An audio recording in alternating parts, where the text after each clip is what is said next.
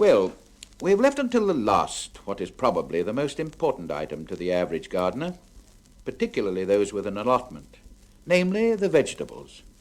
Let John Sambrook give you some hints on how to get the best results from your efforts and prove to you there is nothing in the world to beat homegrown.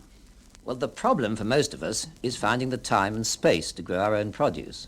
So what I want to do in these few minutes is to suggest some of the vegetables and salads which you'll find most rewarding and to offer a few hints on growing them. Now, to give them a really good chance from the start, choose the most open site you have available.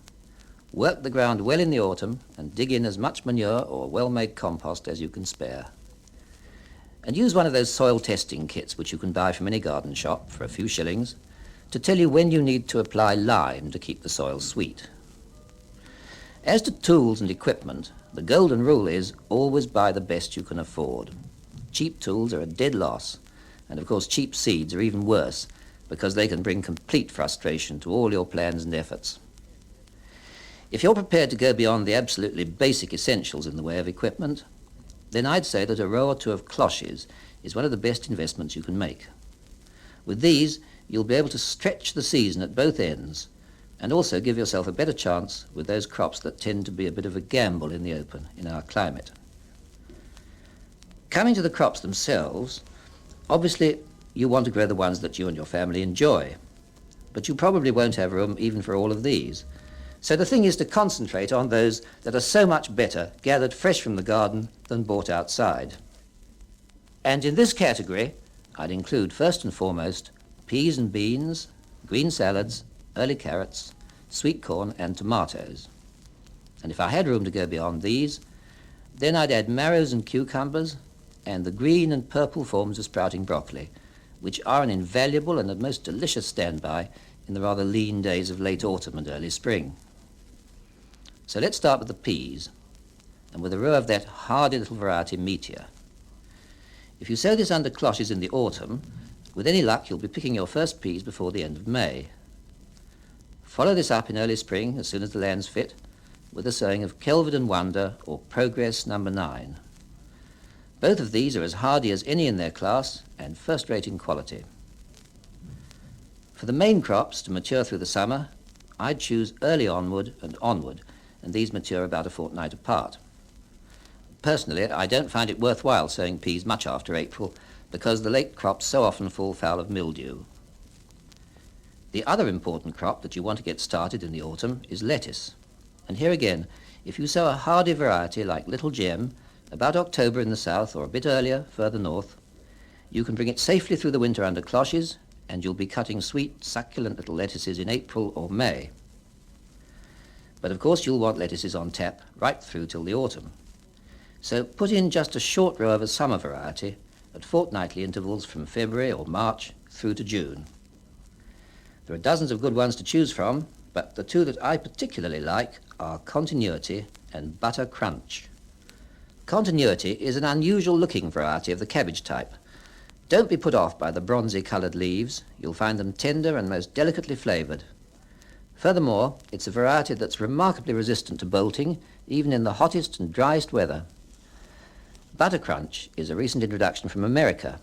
It's very dark green, crisp and juicy, and this one also puts up happily with all sorts of adverse conditions.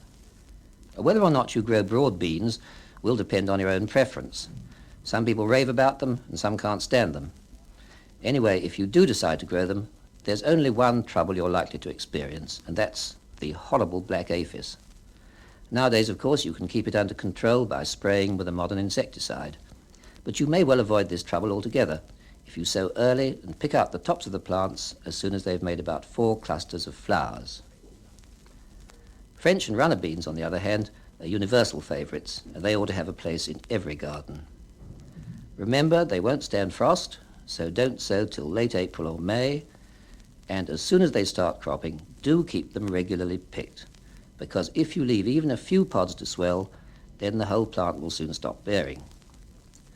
Nowadays, I always grow one of the newer, round-podded French beans, like Tender Green, because they not only give me a fine flavour and a heavy yield, but they never make any strings, even if I do happen to let them get rather too old and knobbly.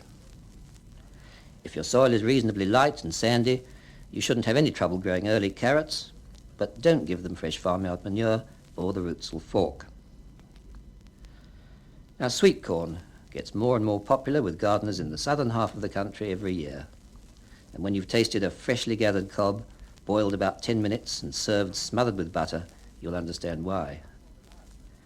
It's a much more reliable crop these days since the introduction of the so-called F1 varieties. And I suggest you try for a succession Early King, John in his hybrid, and if you're in a favourable district, October Gold.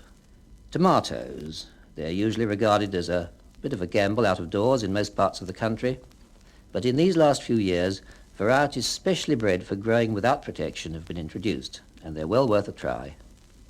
For cropping under cloches, you could choose the Dwarf Amateur, or for the taller growing type, Outdoor Girl or July Red.